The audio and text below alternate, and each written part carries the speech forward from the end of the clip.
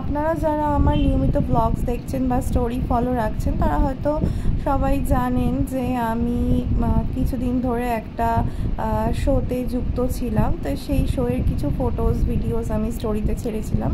তো আজকে আমি ফুল ব্লগসটা ছাড়বো, ফুল ব্লগস না, পার্ট 1 ছাড়বো। তো আমার শো ছিল ক্যাডেন্স একাডেমির একটা অ্যানুয়াল ইভেন্টের। তো সেখানে আমি যথারীতি ফার্স্ট ডে এটা আমি পৌঁছে গিয়েছিলাম। তো ফার্স্ট ডেতে আমি খুব বেশি ক্যাপচার করতে পারিনি, কেন কি ওই এনভায়রনমেন্টে ফ্যামিলিয়ার হতেও আমার টাইম লাগছিল সবার সাথে পরিচয় হওয়ার। তো ফার্স্ট ডে দিয়েছিলাম, 2 দিন আমাদের রিহার্সাল ছিল। তো ফার্স্ট ডে খুবই দারুণ কেটেছিল, সবার সাথে পরিচয় হওয়ার পরে খুব ভালো লাগছিল। অ্যান্ড সেকেন্ড ডে তো আমি ফ্যামিলিয়ার হওয়ার পরে যথারীতি আমি আমার সমস্ত মুমেন্টসগুলো ক্যাপচার করে নিতে পেরেছিলাম। সবাই খুব সাপোর্টিভ ছিল এবং আমরা একে অপরকে কোঅপারেট করে 2 দিনে কী করে রিহার্সাল করা যায়, কী করে একটা এত বড় ইভেন্ট 8টা সিকোয়েন্স নামানো যায়, এটা অনেকটাই টাফের ব্যাপার। আমরা একে অপরের সাথে কোঅপারেট করে আমরা চেষ্টা করলাম এই শোটাকে সাকসেস করার।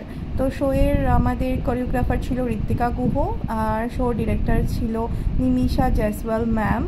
আর আমাদের তো বাকি মডেলসরাও খুবই সুইট অ্যান্ড কোঅপারেটিভ ছিল সবাই। Everyone was so cooperative. তো যথারীতি আমরা ভেন্যুতে পৌঁছে গেছি, আমাদের রিহার্সালও স্টার্ট হয়ে গেছে। রিহার্সাল হচ্ছে, আমাদের সবার ফটো লাগানো হয়েছে, অ্যাজ এ ব্যানার হিসেবে রাখা হয়েছিল। আমরা নিজেরাও ফটো তুলতে, ভিডিও তুলতে, ব্লগস তুলতে বিজি ছিলাম। কিন্তু এই শোটা 2 দিনে করা অত বেশি ইজি ছিল না, আমাদের খুবই টাফ টাইমও গেছে, স্পেশালি আমাদের কোরিওগ্রাফারেরও। কেন কি আমরা একটা রিহার্সাল করে, একটা সিকোয়েন্সের রিহার্সাল করে পরের সিকোয়েন্সটা ভুলে যাচ্ছিলাম। তো 8টা সিকোয়েন্স ছিল, মনে রাখাও খুব টাফ ছিল। সবার সাথে সিকোয়েন্স টাইমিং ম্যাচ করা, একজন বেরোচ্ছে আরেকজনের ঢোকা, এন্ট্রি এক্সিট সব কিছুকে ব্যালেন্স করে গানের সাথে, গান শেষ হয়ে গেলে তো স্টেজেই দাঁড়িয়ে থাকতে হবে, সব কিছু মাথায় রেখে পুরো রিহার্সালটা করা ভীষণই চাপের ছিল।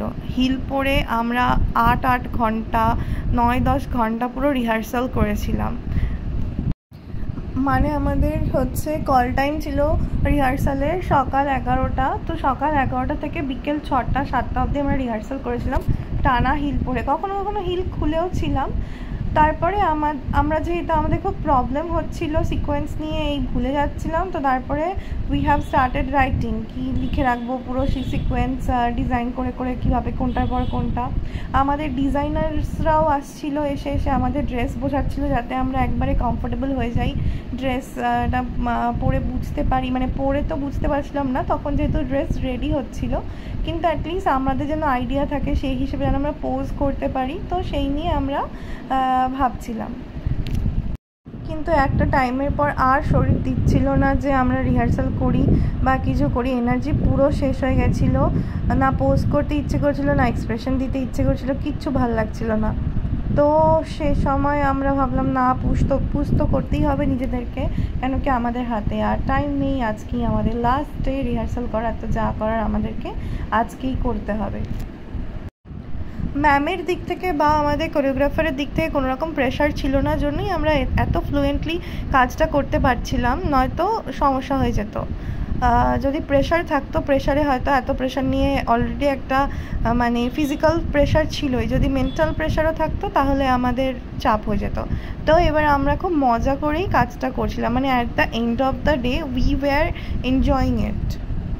তারপরে আমাদের একটা লম্বা ব্রেক হলো, যে ব্রেকটা নিয়ে আমার তো আরও ঘুম পেয়ে গেল। যাই হোক, আমাদের একাডেমির তরফ থেকে বিরিয়ানি দেওয়া হয়েছিল, বিরিয়ানি খাওয়ার পরে মনে হচ্ছে এবার আমাদের ঘুমানো উচিত, আমার তো পার্সোনালি এটাই মনে হচ্ছিল।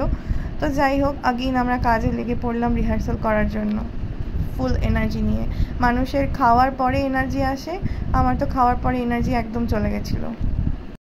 ডে 3-তে পৌঁছে গেলাম একটা অনেক বড় ইম্পর্টেন্ট কাজ করতে, সেটা ছিল আমাদের ড্রেস রিহার্সাল এবং ড্রেস ট্রায়াল, যেখানে যাওয়ার পরে আমাদের ড্রেস ছোট হচ্ছে না বড় হচ্ছে,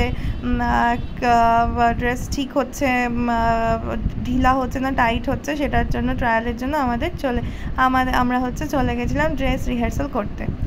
তো সেখানে পৌঁছানোর পর আমাদেরকে টোকেন দেওয়া হলো, কারণ কি পরের দিন আমাদের ইভেন্ট আছে, ইভেন্টের লাঞ্চ অ্যান্ড ব্রেকফাস্টের টোকেন।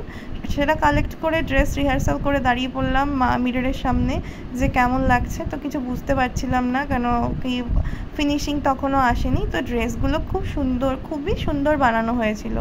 প্রত্যেকটা ড্রেসই আমার তো পার্সোনালি খুবই পছন্দ হয়েছিল, আমার ভীষণ পছন্দের ছিল।